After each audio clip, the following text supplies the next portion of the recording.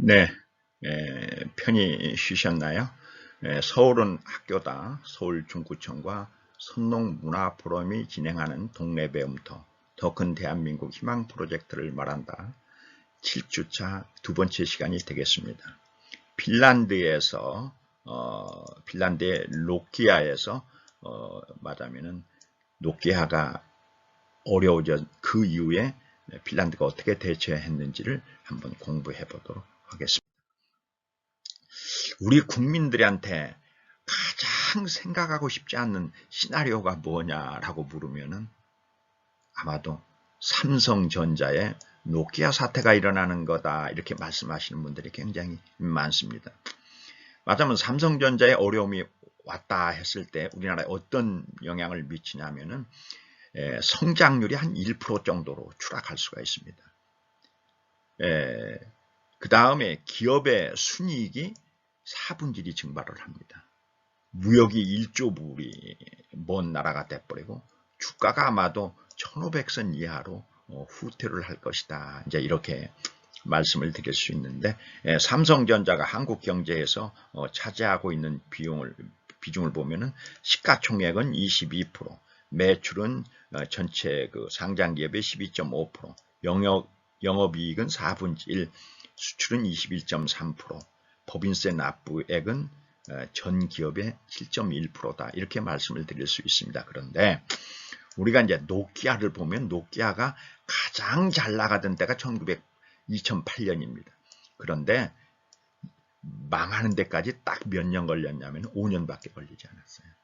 그래서 그러면서 이제 그 당시에 삼성전자가 제일 말하면 꼬레비였던 것이 지금 삼성전자가 제 1위로 말하면 휴대폰 사업부가 올라갔다는 걸 우리가 이제 보면서 이게 기업의 흥망성쇠라는 게 그렇게 굉장히 오랜 기간으로 이루어지는 게 아니라 한 번에 그냥 단번에 일어날 수도 있다라는 사실을 우리가 볼 수 있습니다.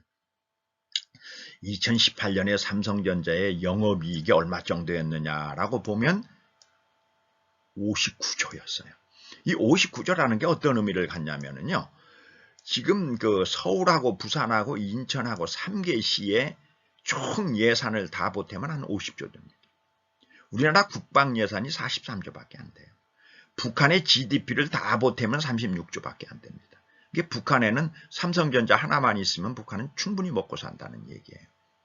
그래서 전 세계에서 이렇게 대기업 의존도, 한 기업의 의존도가 큰 나라가 우리나라밖에 없습니다. 그래서 우리가 지금 1시간 동안의 짧은 시간입니다만은 노키아의 몰락의 원인 분석으로 삼성전자를 우리가 지켜내는 것이 가장 중요한 오늘의 과제고, 그 다음에 노키아가 이후에 핀란드 대체에서 삼성전자 이후를 준비하는 거. 그러니까 하나는 삼성전자를 어떻게 하면은 몰락하지 않게 우리가 국민들이 합심을 해야 되느냐가 중요한 문제고, 두 번째는 잘못됐을 때, 혹시라도 잘못됐을 때 그때는 우리가 어떻게 해야 되냐라는 걸 한번 살펴보자 하는 것이 오늘의 강의의 취지입니다. 핀란드 어떤 나라냐, 노키아의 변신 전략이다 이렇게 이제 얘기를 하면은, 핀란드는 말하자면 이렇게 그 북극에 있는 나라잖아요. 우리나라보다 그 땅 넓이는 한 3배 정도 되는데, 그래서 거기에 뭐가 있냐면은 수풀이 굉장히 그 울창합니다. 그래서 이 원래 노키아는 제지, 거기서 이제 그 숲으로부터 종이를 얻어내는 제지 공장이었어요. 그런데 이제 이 종이 공장이 사양화가 되자 이걸 갖다가 통신기기로 이렇게 바꿔가지고, 이게 말하자면은 100년 이온 그 제지업을 갖다가 포기해버리는 이런 혁신적 기능을 통해서 세계 최일의 말하자면 그 전자회사가 된 거죠. 그래서 노키아가 유럽 최대의 기업으로 부상을 했었고, 시가총액이 약 2천억 불 정도. 지금 우리나라의 삼성전자가 4천억 불이니까 그 반까지 따라가서 말하자면 이동전화기로 유럽 경제계에 돌풍을 일으킨 회사가 바로 노키아다 이렇게 얘기할 수 있습니다. 그래서 이제 노키아가 세계를 제패를 하게 됩니다. 그래서 이제 1999년에 노키아 휴대폰이 세계 1위로 올라갑니다. 그때까지만 해도 어떤 회사가 있었나요? 모토로라가 세계 제일의 휴대폰 회사였는데 그 모토로라를 제치고 노키아가 세계 1위의 휴대폰 회사가 됩니다. 그래서 1997년만 해도 그게 말하면 이제 노키아가 세계 최고의 혁신 기업이다. 그래서 인노베이션 상을 독점하기도 했습니다.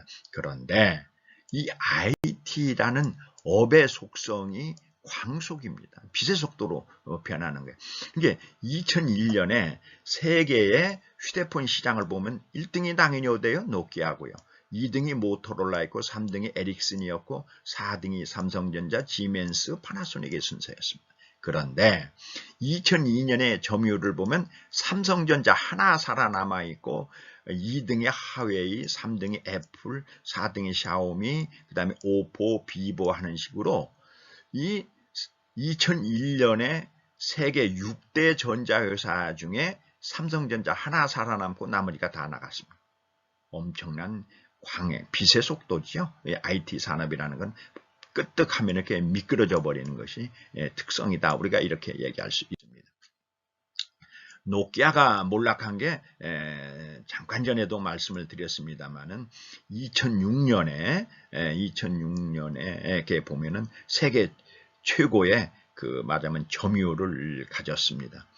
그런데 이제 그 1년 전에 애플에서 뭐가 나왔냐면은 아이폰이라고 하는 게 나왔어요. 그래가지고 2009년에 보면은 안드로 이 폰이 이렇게 나와가지고 하는데 그 4년 만에 마켓 셰어가 말하자면은 한 자릿수로 확 줄어버린 거예요. 그러면서 삼성전자가 이제 치고 나가는 이런 형태가 된 거죠. 그래서 2013년에 보면 삼성전자의 마켓 셰어가 32.6%인데 노키아는 3.2%밖에 안 되는 완전히 몰락의 길로 들어가는 걸 우리가 볼 수가 있습니다. 이것을 갖다가 짐 콜린스가 얘기하는 노키아의 몰락의 5단계를 보면은요.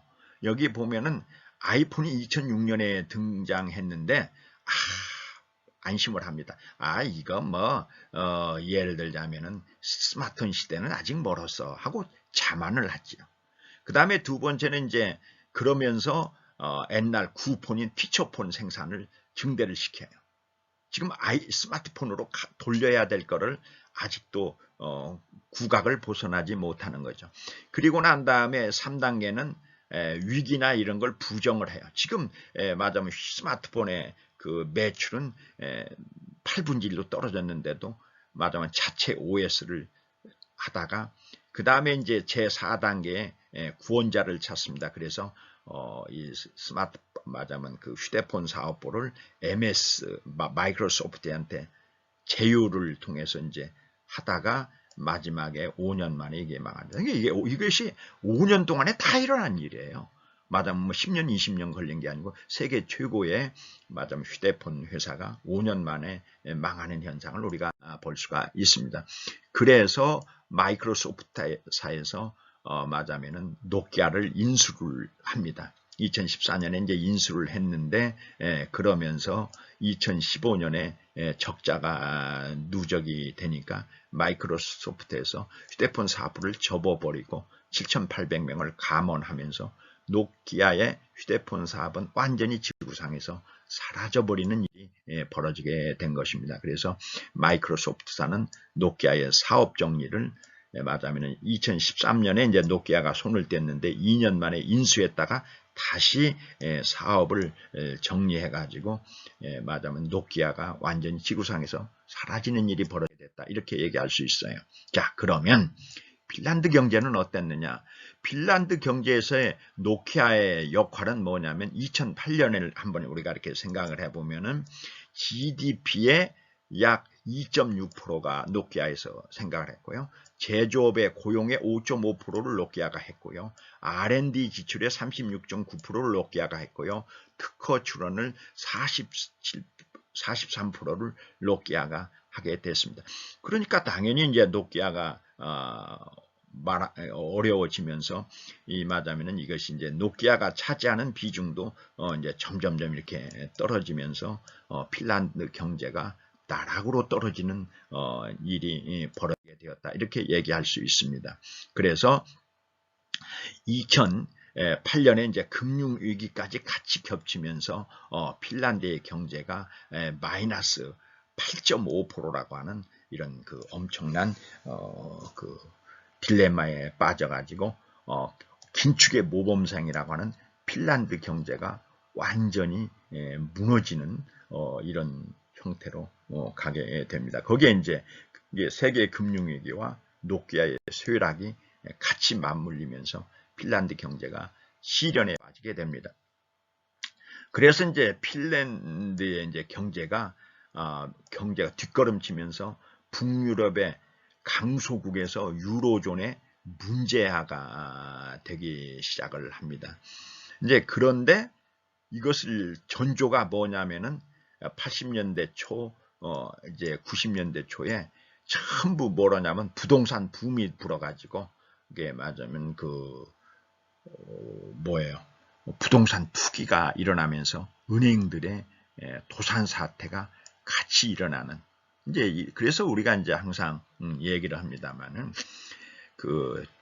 잘못된 거는 단독으로 오는 법이 없어요. 항상 이게 설상가상이라고 눈이 오면은 거기에 또 서리가 내리고 막 이런 식으로 하는 것이지 단독으로 오는 건 아니다. 이렇게 얘기할 수가 있어요. 그런데 핀란드의 선택이 있게 됩니다. 그런데 아주 중요한 것은 뭐냐면은 핀란드가 제일 잘한 것이 뭐냐? 옛날에 이제 그 핀란드 총리가 한국에 방문해가지고 한국 사람들이 이제 궁금하잖아요.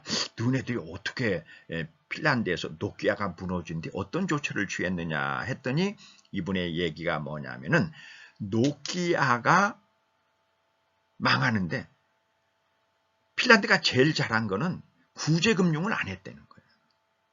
우리나라에서 가장 큰 문제들이 뭐냐면 어떤 회사가 무너진다고 하면은 구제금융들을 막 해가지고 거기에 이제 많은 맞아요 부작용들이 일어나는데 눈에 기업이 잘못했으니까 기업이 망하는 건 망하는 대로 해라. 그 대신에 우리는 우리가 할 도리를 하겠다는 게 정부의 입장이었다 그래요.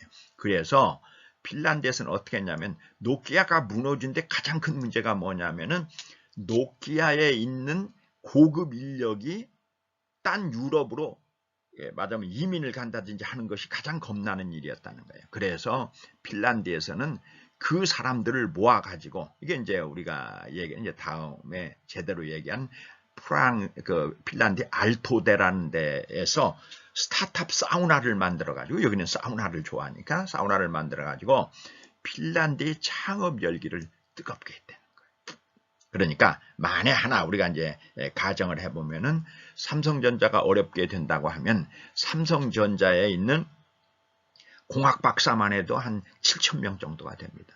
그래서 최고급 기술 인력 하면 10,000명 정도가 되는데 그 사람들에게 예를 들어서 삼성전자에 구제금융할 돈을 그 기술자들에게 창업 자금을 준다.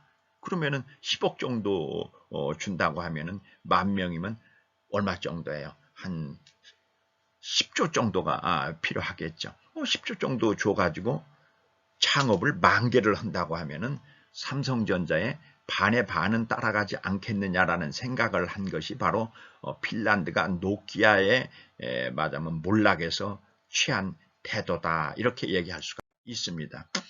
그러고 났더니 그 기술자들이 핀란드에서 가장 센 것이 뭐냐면 모바일 게임입니다. 게임 싸고 전자 하니까요. 그래서 슈퍼셀이라든지 이제 이런 회사들이 이제 생겨나면서 노키아의 빈자리를 이들이 채우게 된 것입니다.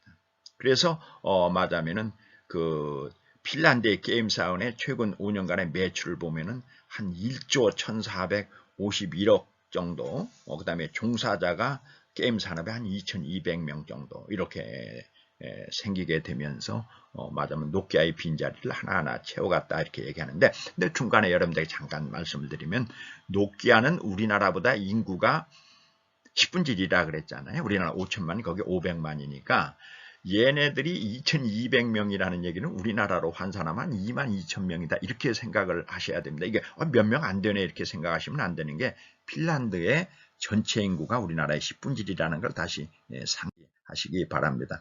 그러면서 이제 우리가 우리나라에서 지금 하겠다고 하는 핀테크 산업을 육성을 하기 시작을 했습니다. 그래서 이 북유럽 국가에서 이 핀테크 산업이 그래서 핀란드가 핀테크를 육성해 가지고 세계의 경제 강국으로 도약하겠다라는 생각을 해가지고 게임 산업, 그 다음에 핀테크 산업 이렇게 했고요. 그 다음에 이제 모빌리티 벤처가 창업이 이렇게 일어나기 시작을 했습니다.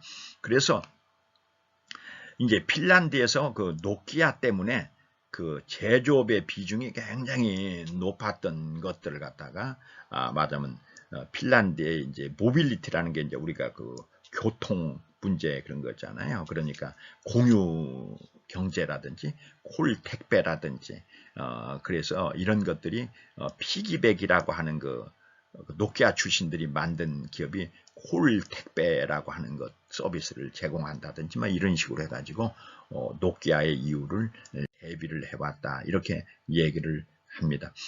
그 다음에 이제 국가에서는 ICT 기술 개발을 위해서 이게 국제협력개발기구 중에서도 가장 그 클라우드 보급률이 높은 나라가 핀란드다 이렇게 얘기할 수 있고요. 그리고 우리나라가 조금 요새 이제 붐을 일으키고 있는 빅데이터도 세계에서 네 번째로 말하자면은 확산이 되는 나라다. 우리가 이렇게 얘기할 수 있습니다. 그 다음에 이제 핀란드가 하는 것 중에 하나가 헬스 데이터를 완전히 인프라를 구성을 해가지고 바이오 기업의 영업이익률이 전 세계에서 핀란드가 가장 높게 나타나고 있습니다. 그러니까 이제 중요한 거는 우리가 왜 구덩이에 빠지게 되면 하늘이 보인다고 그러잖아요. 그러니까 핀란드가 노키아라는 회사의 큰 회사의 몰락에서 바라보니까 이제 옛날에 노키아에 너무 의존했던 거에서 뭘 하면 되는가를 이렇게 다 찾아내기 시작한 거예요. 이것이 이제 핀란드의 각성을 촉구했고 그래서 벤처의 창업의 붐이 일게 되었다. 그래서 핀란드가 가장 추구하고 있는 사업 중 하나가 헬스케어 산업이다. 이렇게 볼 수 있고 헬스케어가 약 10억 유로 이상의 무역 흑자를 만드는 이런 게 이제 되어 있습니다. 그래서 말하자면 핀란드가 우리나라보다 나은 점은 뭐냐면은 의료인과 환자 간의 원격 의료를 허용한다든지 우리나라도 지금 해야 되는 가장 큰 과제 중에 하나인데 그래서 이 헬스케어 산업의 무역 흑자가 나오고 있다 이렇게 얘기할 수 있습니다. 그 다음에 세계 3대 굴착 공구 핀란드 기술기업 로비트라고 하는 회사도 이제 있고 이거 우리나라에도 그 경기도에 여기 그저 로비트 코리아가 투자를 하고 있습니다만은 그래서 이제 핀란드의 경제가 노키아가 무너진 핀란드의 강점이 ICT의 서비스업을 접목해서 재도약을 합니다. 노키아가 몰락한 게 이제 2012년, 13년, 14년에 한때 핀란드의 경제가 마이너스 성장을 했습니다만은 15, 16, 17, 18에는 벌써 3%대까지 이제 2019년에는 3%대까지 경제가 회복하게 됐다 이렇게 얘기를 하고 핀란드 총리에게 물으면 노키아의 그 몰락이 핀란드 경제에 또 다른 측면에서 약이 됐다 이렇게 얘기를 합니다. 너무 이제 그 노키아의 안주하던 경제에서 화닥딱 일어난 거죠. 그런 게 쉽게 설명. 우리가 그런 얘기 하잖아요. 그 냄비 안에 개구리다. 서서히 이제 물이 온도가 올라지면은 개구리가 거기서 죽는데 노키아가 망하면서 그냥 활짝 하고 온도가 올라가니까 개구리가 튀어나와 가지고 말하자면 벤처를 갖다가 양성한 것이 큰 약이 됐다. 이런 얘기를 우리가 할 수가 있습니다. 그런데 이제 그 중심에 경제 혁신 전략에 파로알토대가 있습니다. 그 파로알토 대학이라는 거는 기본적으로 이제 그 헬싱키 공과대학을 중심으로 해서 이제 일어났는데 그 우리나라로 얘기하자면 지금 우리나라에 카이스트가 있고 말하자면 울산 과학기술대학이 있고 그다음에 광주 과학기술대가 있고 대구 경북과학기술대가 있고 포스텍이 있는 그 과학기술 특성화 대학원들이 있잖아요. 요거를 갖다가 다 합쳤다 이렇게 생각하면 됩니다. 그래가지고 지금 우리나라가 해야 될 가장 중요한 일이 그거예요. 이 우리나라의 지금 국가의 예산을 쓰는 이 과학기술 특성화 대학들한테 특수 임무를 부여해야 되는 거죠. 그게 바로 뭐냐면은 창업에 오리엔트 해라 이거예요.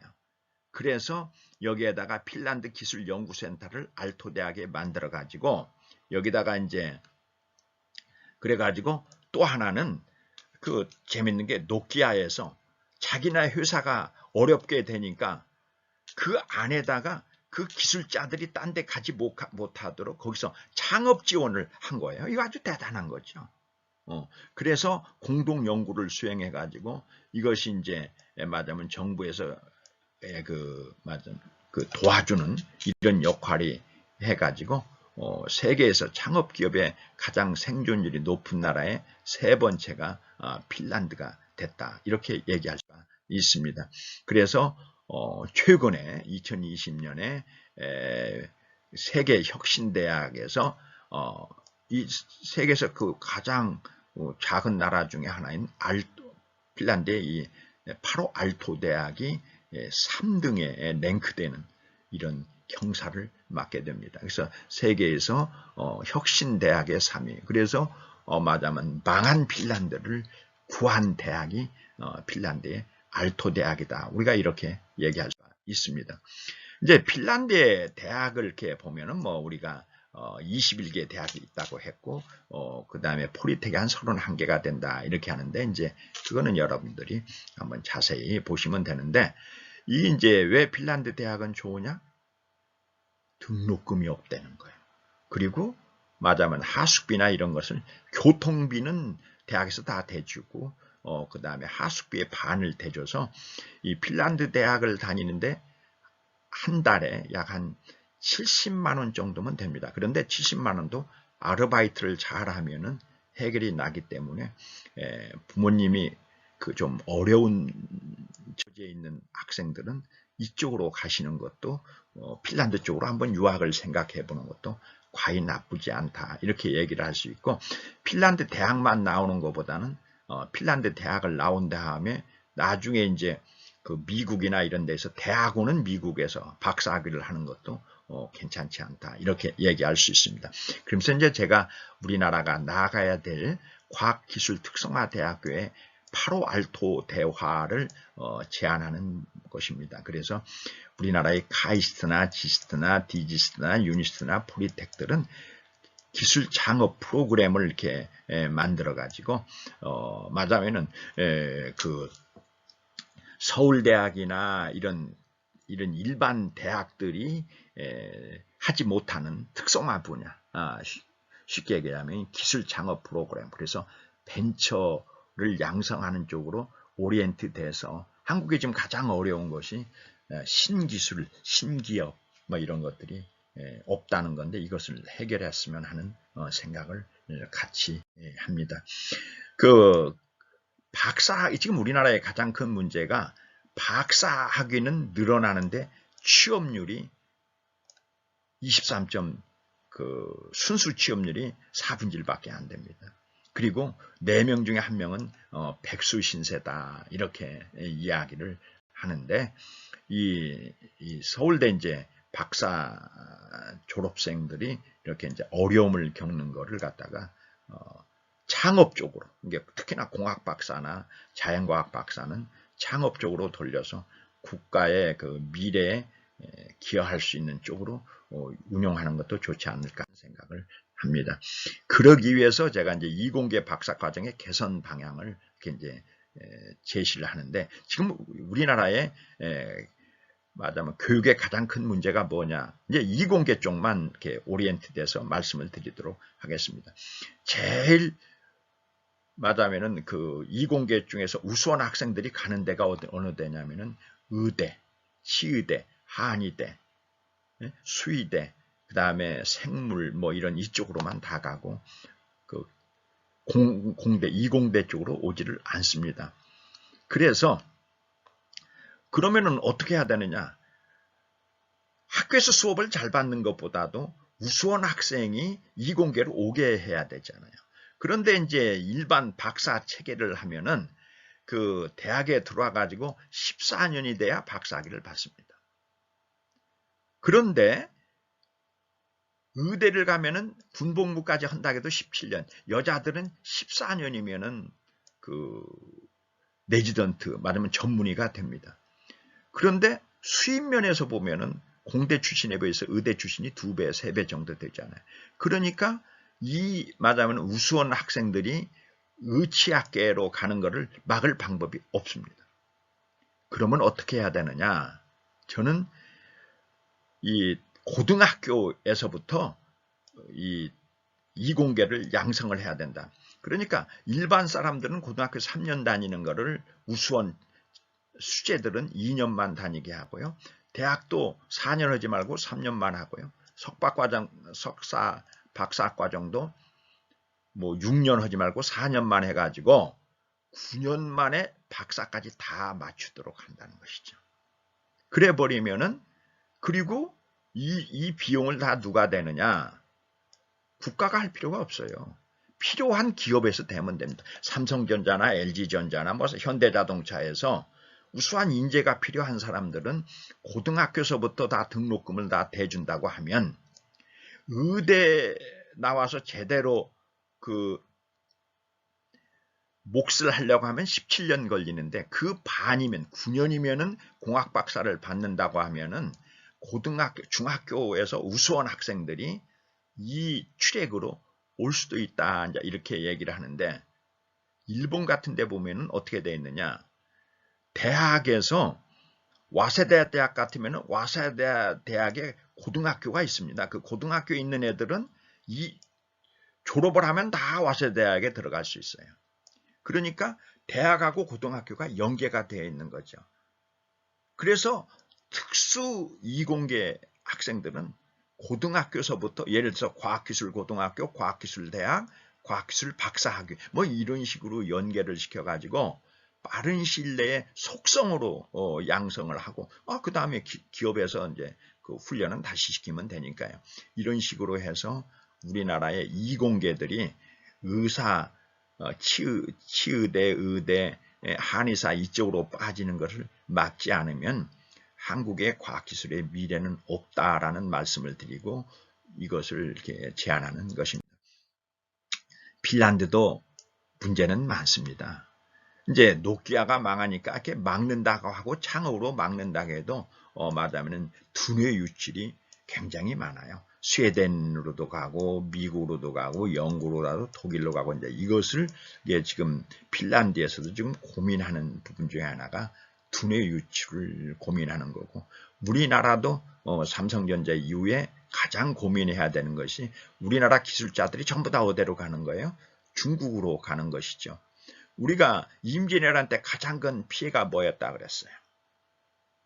도공들이 일본으로 10만 명이 붙들려 갔다 그랬잖아요. 그래서 세계에서 한국하고 중국만이 만들 수 있는 도자기를 일본이 만들면서 세계의 도자기 시장은 일본이 제패하고 그 돈으로 메이지 유신이 성립이 되고 그 돈으로 말하면은 한국에 진출할 수 있는 대륙 진출의 기반을 만들어준 게 그 도자기 기술자들이 일본으로 유출된 거다. 그런데 마찬가지로 한국의 반도체, ICT 기술자들이 중국으로 가는 것은 똑같은 일이 벌어질 수 있다는 것을 암시하는 거다. 이렇게 얘기할 수 있습니다. 그래서 알토대의 창업 지원이다. 이렇게 얘기할 수 있는데 그 핀란드 알토 대학의 창업 지원 프로그램은 창업 사우나를 하고요. 오픈 인노베이션 하우스를 만들고 스타트업 라이프를 하고 교육 프로그램을 만들고 상업화 지원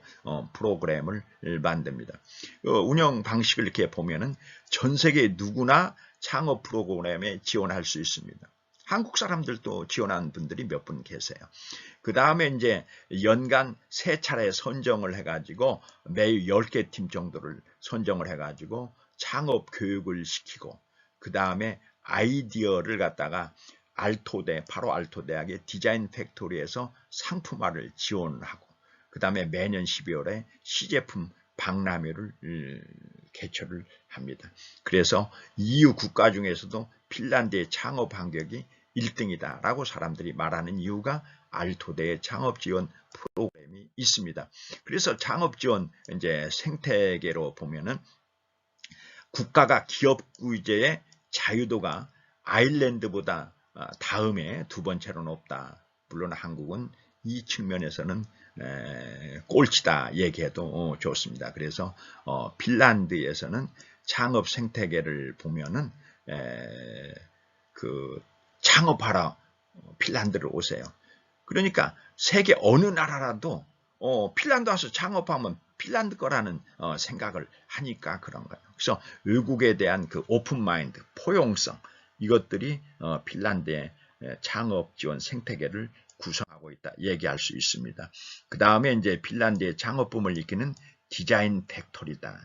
우리가 이제 중요한 거는 예를 들어서 아이디어가 있더라도 그것을 갖다가 제품으로 실현화할 수가 있어야 되잖아요. 그것이 이제 말하면은 알토대에 있는 디자인 팩토리예요. 그래서 여기서 아이디어만 가지고 가면은 여기서 시제품을 만들어주는 것이 큰 특징입니다. 그래서 말하면은 그 창업 기간을 엄청나게 단축시킬 수 있는 이점이다 이렇게 얘기할 수가 있죠. 그 다음에 이제 핀란드 알토대의 스타트업 사우나다 우리가 이제 이렇게 얘기하는데 그 바로 알토대에 보면은 기업가의 창업정신 센터가 있습니다. 그래서 창업을 가속화하는 프로그램이 있고 창업 사우나, 그 다음에 교류 환경, 그래가지고 상업 지원 프로그램, 그 다음에 기업가 정신 센터가 있어가지고 그 노키아가 무너진 뒤에 창업으로 메꿀 수가 있었다 이렇게 얘기를 하지요. 그래서 여기서 이제 외국인 투자를 끌어들이고 벤처 캐피탈이 있고 그다음에 에인절 투자가 있고 기타의 이제 크라우드 펀딩들이 있어가지고 말하자면 창업을 이렇게 부추긴다 이렇게 볼 수가 있습니다. 그 다음에 알토이에즈 커뮤니티 구조가 있는데 바로 알토 대학에 가면은 이 창고가 하나 있어요. 그래서 핀란드의 그 학생들이 여기서 커뮤니케이션을 하는 거죠. 우리가 전번주에 미국의 그 휴레 패카드가 차고에서 만들어졌다고 하잖아요. 그런 의미에서 이제 이 창고에 의한 그 커뮤니케이션 구조를 가지고 있다. 이렇게 말씀을 드릴 수가 있습니다. 그 다음에 유럽 최대의 스타트업 축제인 스러시가 열립니다. 우리나라도 이렇게 보니까 여기 이제 스러시에 40개사를 파견하겠다고 하는데 어쨌든 세계적인 그 스타트업 축제가 매년 열리게 되고 올해 같은 경우는 10월 19일부터 11월 13일까지 지금 열리고 있겠네요. 그래서 이제 이 스타트업 축제가 열립니다. 그래서 그 핀란드는 그 노키아가 이렇게 무너진 뒤에 유럽의 스타트업을 갖다가 하는 그 중심에 있다. 이렇게 말씀을 드릴 수가 있죠. 그 다음에 이제 재밌는 게 10월 13일은 실패의 날이다. 이렇게 얘기하는데 실패라고 하는 거는 어떻게 보면은 성공의 어머니다. 우리가 이런 얘기를 할 수가 있어요. 옛날에 이런 얘기가 있지 않아요? 에디슨이 전구를 개발하는 그 재료 실험을 갖다가 2만 번을 했는데 실패를 했다 그래요. 그러니까 어떤 사람이 에디슨 보고 당신이 그 필라멘트 그 재료 실험을 하는데 2만 번 실패했다며요. 그랬더니 에디슨이 아니에요. 저는 2만 번 성공했습니다. 왜 성공했냐고요.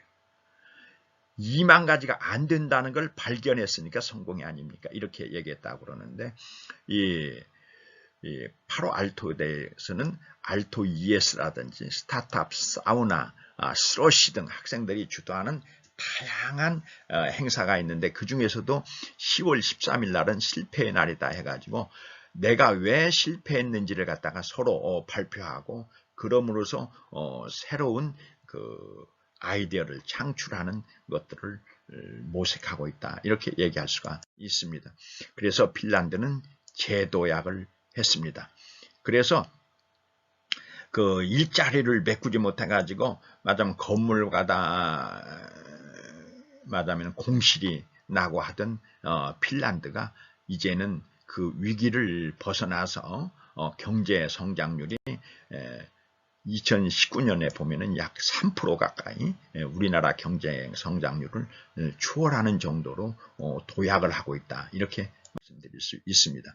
그런데 여기서 아주 재밌는 게 뭐냐면은 핀란드는 노키아를 버렸습니다. 노키아가 몰락을 했을 때 구제금융을 하지 않았습니다.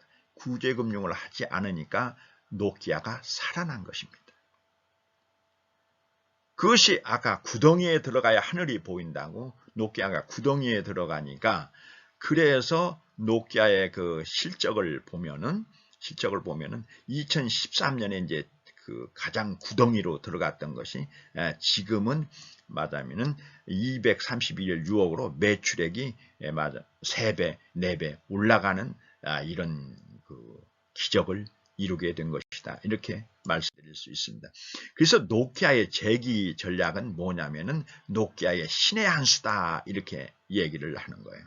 노키아가 그 휴대폰을 만드는 거는 이제 실패를 했는데 그 노하우를 축적해 가지고 휴대폰의 장비를 만드는 회사를 만든 거예요.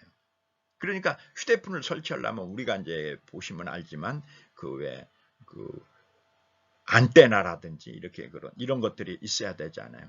그래가지고 신의 한 수가 바로 이 휴대폰 왕국의 노키아가 추구한 장비 회사다 이렇게 얘기를 했어요.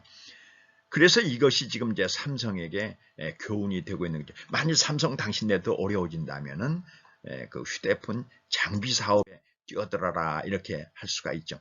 그래서 노키아의 신의 한 수라는 건 뭐냐면 알카텔 루슨트라고 하는 통시 장비 시장을 산 거예요. 얼마나 주고 18조에 주고 엄청난 그 무리한 투자를 했죠. 그래서 세계의 2017년에 보면은 세계 무선 통신 장비 시장의 노키아의 정비율이 23%입니다. 여기 1등은 요새 지금 그 트럼프한테서 그 장애를 받고 있는 하웨이가 1등이 된 거죠. 그 당시에만 해도 이제 삼성전자는 3%밖에 되지 않았습니다. 그래서 이제 여기서 노키아가 이걸로 해가지고 그 통신 장비 시장으로 해서 이제 다시 살아나는 걸 보면서 삼성도 하나 배웠죠. 우리도 휴대폰 이후를 생각한다면 무선 통신 장비에 진출해야 되겠다 해서 지금 삼성전자가 진출하고 있는 것입니다. 그 다음에 이제 노키아는 전성 시절에 가장 많은 특허를 냈었던 회사입니다. 그래서 이제 이 특허로 해가지고 생산하지 않는 노키아가 이제 특허 장사를 이렇게 하게 되는 이런 결과도 낳게 된 것입니다. 그래서 노키아의 미래 산업은 5세대 통신 산업이다 이렇게 얘기를 하는데 그 세계에서 주요 기업의 오지 분야의 진출 현황을 보면은 하웨이가 완전히 독주 체제를 가지고 있고 그 다음에 노키아, 그 다음에 에리슨, 그 다음에 이제 삼성이 한 4등 정도 하는 걸로 되어 있습니다. 그런데 이제 점점점 삼성이 아마 3등 이 정도는 올라가지 않을까 생각하는데 왜 그러냐면은 다행인지 불행인지는 모르겠습니다만은 트럼프가 그 하웨이를 지금 잡으려고 하고 있잖아요. 그래서 아무래도 노키아나 에리슨이나 그 다음에 삼성이 좀 도움을 받지 않을까 하는 생각을 해서 그 통신 장비 시장에서의 노키아는 조금 더 승승장구할 가능성이 있다. 이렇게 말씀드릴 수가 있습니다. 그래서 삼성전자의 미래 먹거리 산업이 뭐냐면은 통신 장비 산업이다. 이렇게 얘기하고 지금 세계에서 하웨이가 1등, 그 다음에 이제 2등이 에릭슨, 3등이 이제 삼성전자, 4등이 노키아인데, 하웨이가 이제 무너지고 난다고 했을 때 무주공산이 되는 이 네트워크 장비 시장을 어떤 기업이 점유할까 하는 것은 큰 관심사일 수 있습니다. 국내 통신 시장은 물론 삼성전자가 장악을 하고 있습니다만, 그래서 이제 노키아의 주가가 이제 한참 잘 나갈 때 시가총액이 말하자면 2천억 달러까지도 이렇게 올라간 적이 있습니다만은, 지금은 그때 이제 한 60달러 정도 했죠, 주당. 그런데 현재는 약 4달러. 최악의 경우에 2달러까지 몰렸던 것이 지금 2배로 올라가는 이런 형태를 갖고 있습니다. 그래서 노키아의 신의 한 수는 통신 장비 시장에 진출한 거다. 지금까지 노키아의 흥망성쇠에 대한 말씀을 드렸습니다. 그러면은 노키아 사태에서 우리 국가, 한국이 가져야 되는 국가적 과제가 무엇인가를 다시 한번 살펴보는 시간을 갖도록 하겠습니다. 중국과 미국의 싸움은 어디서 시작이 됐냐면 1990년에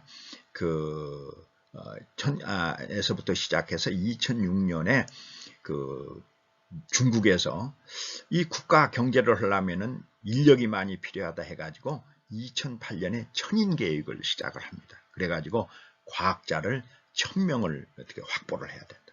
그러다가 2012년에 이것이 과학자 4000명 정도 확보가 되니까 만인 계획으로 확보가 됩니다. 그래서 2015년에는 우리 중국 제조 2025, 이거 전번주에 우리 말씀드린 적이 있죠. 그래서 2025년에는 미국 기술을 중국이 따라가자, 이렇게 하면서 이게 이제 문제가 됐는데, 미국에서 2017년 오바마 때까지만 해도 이걸 방치했습니다. 뭐 중국 너네 해봤자 뭐 얼마나 되겠냐, 그 방치를 하다가 맞으면은 트럼프 정권이 들어서면서 이거 잘못하면은 중국이 이제 미국을 없겠다라고 나오니까 이거 큰일 났구나 해가지고 미국 유학생들의 비자 발급을 이렇게 줄이고 하는 이런 형태로 발전을 한 거다, 이제 이렇게 보시면 되는데, 삼성에 어떤 문제가 생겼을 때 또는 흔들릴 때 가장 먼저 흔들리는 게 뭐냐면은 기술자들입니다. 기술자들이 중국으로 가버리는 거거든요. 지금도 중국에서 한국 반도체 기술자 같으면은 3배 월급을 주겠다. 말하자면 취업을 3년을 보장하겠다, 이렇게 얘기하거든요. 그러면 3배의 3년이면은 9년분을 보장하겠다는 뜻이 되잖아요, 한국의 입장에서. 그런데 삼성 같은 데서는 나이가 한 50 후반으로 가면은 명예퇴직이라든지 이런 것을 시키잖아요. 그러니까 불안한 50대의 한참 기술이 완숙 단계에 들어간 사람들이 중국으로 이렇게 이전하는 것을 생각할 수밖에 없는 이런 문제가 생깁니다. 그래서 이 국가에서 이 노키아에서 배운 것 같이 신의 한 수는 뭐냐면은 이 기술자들을 어떻게 확보해서 말하자면 중소기업의 벤처 창업 같은데 활용할 수 있느냐 하는 것을 갖다가 지금 모색해야 하는 단계다. 그것만 제대로 된다면 삼성의 이유는 걱정하지 않아도 된다, 이런 말씀을 드릴 수가 있습니다. 그래, 이걸로 핀란드와 노키아에 대한 이야기를 마치도록 하겠습니다. 그러면 다음 주에는 어떤 말씀을 드리냐면은 독일 통일 이후에 길을 묻다, 이렇게 생각하는데, 우리가 이제 남북 통일을 해야 되잖아요. 그러기 위해서는 어떻게 통일을 준비해야 되냐라는 것을 통일을 경험한 독일에 가서 이야기를 한번 길을 물어보겠다라는 것이 다음 주에 예고다, 이렇게 말씀을 드리면서 오늘 지금까지 지루한 강의를 열심히 들어주신 여러분들에게 감사의 말씀을 드리고 이만 마치도록 하겠습니다. 감사합니다.